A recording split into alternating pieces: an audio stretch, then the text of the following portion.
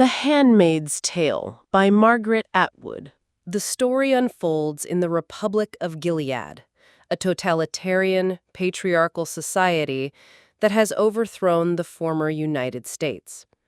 The narrator, Offred, is a handmaid, one of the few remaining fertile women in a world plagued by environmental collapse, infertility, and widespread death from various causes. Handmaids are assigned to high-ranking commanders and their wives for the sole purpose of procreation. Offred recounts her daily life, which is severely restricted. She resides in the home of her assigned commander, living in a sparse room stripped of anything that could be used for self-harm. She wears a long red dress, signifying her reproductive function, and white wings around her face that restrict her peripheral vision and hide her from view. Her world is controlled by bells and strict rules. Her interaction is primarily limited to the household staff. Rita, a Martha, a housekeeper, in a dull green dress, who is gruff and disapproving of handmaids, and Cora, another Martha, who is slightly more pleasant. They handle domestic duties and resent the handmaid's presence, seeing them as a necessary but distasteful function. Offred receives food tokens from Rita to go shopping, a rare permitted outing. Her shopping trips are always taken in pairs for mutual surveillance. Her current partner is Offred, another handmaid in red. They greet each other with prescribed phrases, "Blessed be the fruit," and "May the Lord open." Offred finds Offred outwardly pious and initially trusts her conversation only on approved topics, like the war and the weather. Their walks take them past familiar landmarks, transformed by the new regime, shops marked only by pictures, 3 eggs, a bee, a cow for milk and honey, a pork chop for all flesh, and buildings converted to new uses. A former movie theater is now Lily's, selling fabric for handmade habits. During these walks, Offred is bombarded by memories of her life before Gilead, a time of freedom where women could read, work, have their own money, choose their clothing, running shoes, shorts, dresses, and engage in casual relationships. She remembers her husband, Luke, and their daughter. These memories are a source of both comfort and pain, highlighting the stark contrast with her present existence.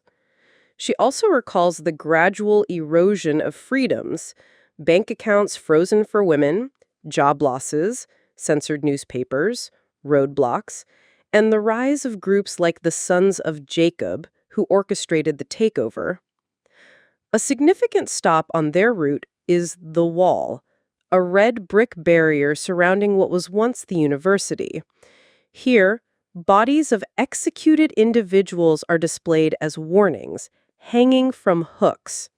The bodies are often doctors executed for performing abortions, or others deemed enemies of the state, sometimes identified by placards. Offred feels a mixture of horror, detachment, and frantic relief when she sees that Luke is not among them. One day, she sees a man with a J placard, realizing not all executed Jews are on the wall. She also sees a man with a placard for gender treachery, indicating homosexuals are targeted.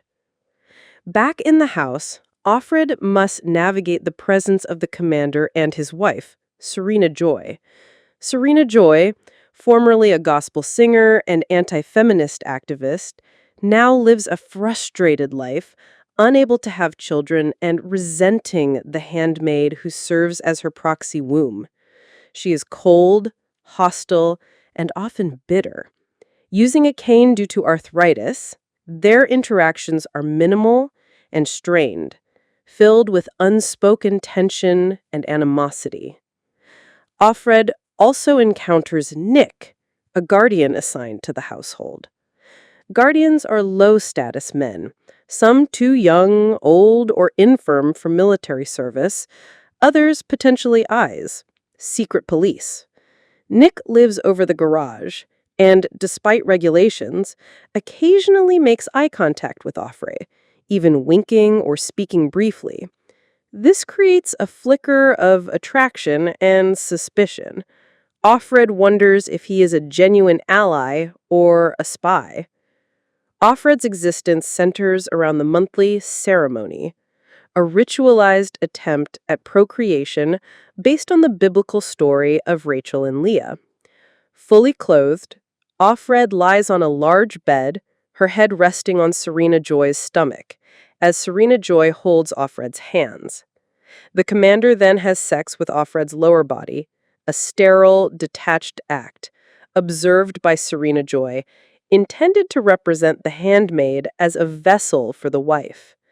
The ceremony is devoid of intimacy or pleasure, a duty for all involved. After the ceremony, Offred retreats to her room. She finds small acts of rebellion or self-preservation, like hiding butter from her meal to use as skin lotion, a practice learned from other handmaids at the Red Center. She finds an inscription scratched in the back of her closet by a previous handmaid. Nolite te bastardis carborundorum. She doesn't know the language, but recognizes it as a defiant message and finds solace in its existence, imagining the woman who left it.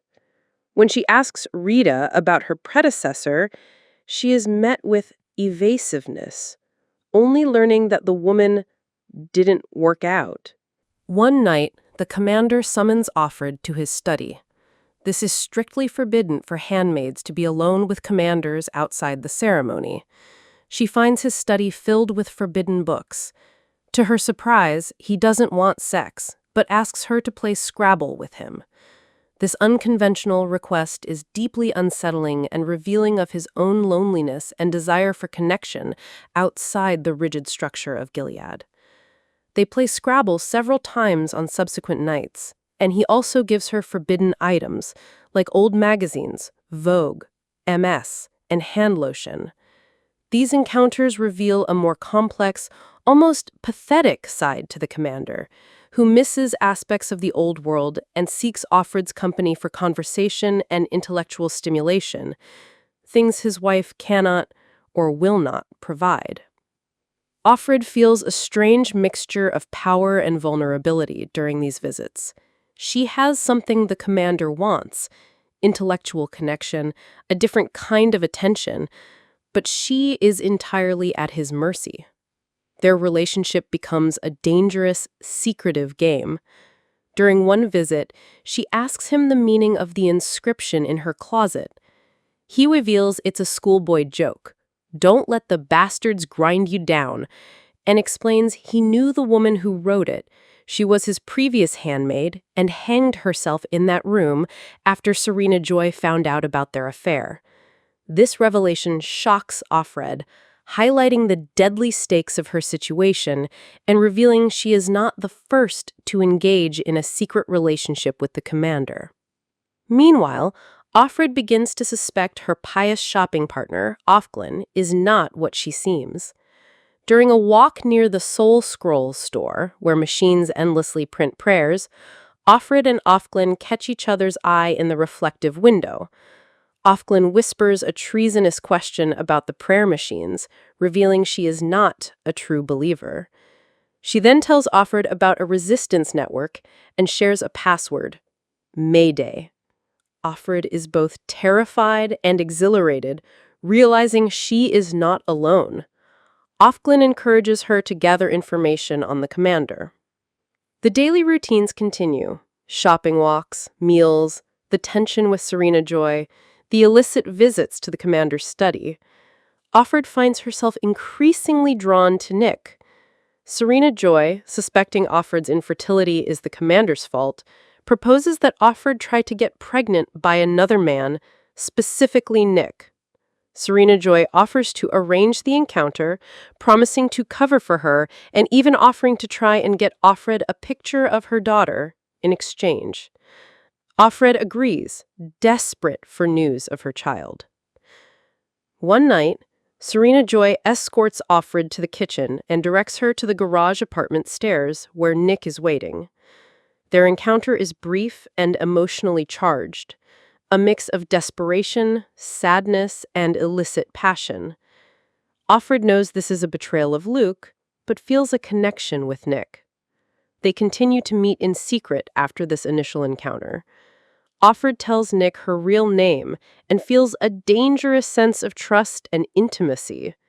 She becomes reckless, prioritizing her time with Nick over the resistance activities Offred suggested. A major public event takes place, a women's salvaging and particution.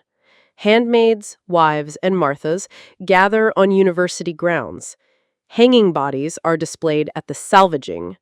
Following this, a man, accused of rape, is brought out for the particution, a ritualized public execution where handmaids are encouraged to tear him apart. Just as the crowd surges, Offred rushes forward and kicks the man in the head, killing him quickly. Later, she whispers to Offred that the man was not a rapist, but a political prisoner, one of ours, and she killed him to spare him further suffering.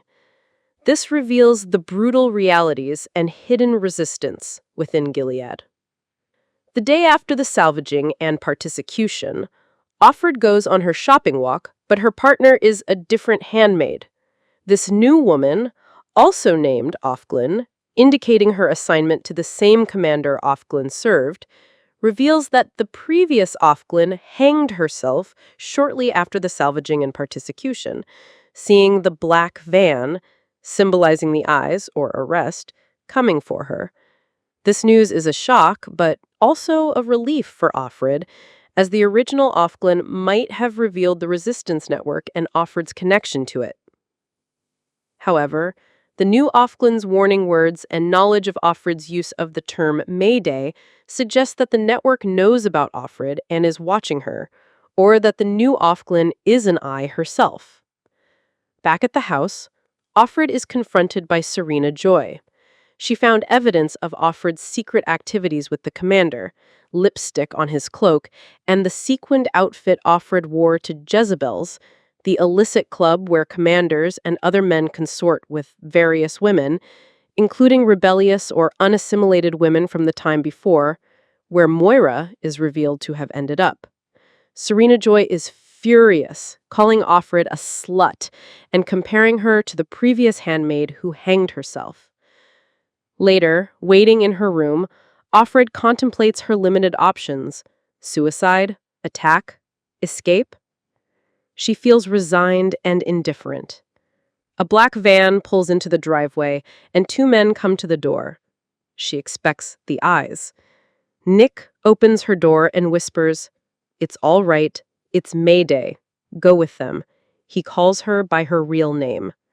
She is uncertain whether to trust him, suspecting he might be an eye leading her into a trap, but with no other choice, she goes with the men.